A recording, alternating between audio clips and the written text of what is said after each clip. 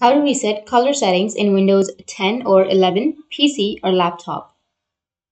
So if you want to reset color settings in your Windows 10 or 11, then what you need to do is just open up your settings at first. You need to go with System. Under System, you need to go with Display. And under Display, you need to scroll down, and here you will have an option of Advanced Display Settings. Click on it. Here we will find our monitors. So if you're using multiple monitors, you will have your multiple monitors right here. And you need to simply go with display adapter properties for display 1, and you'll get this kind of interface. So go with the color management section and click on color management and go with the advanced section.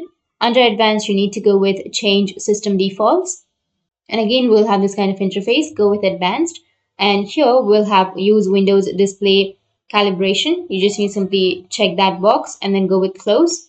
And that's it. You need to just simply close, go with OK, and now you need to restart. And after restarting, you will reset your color settings. So that's it. And if you have any questions, feel free to comment below. Thanks for watching.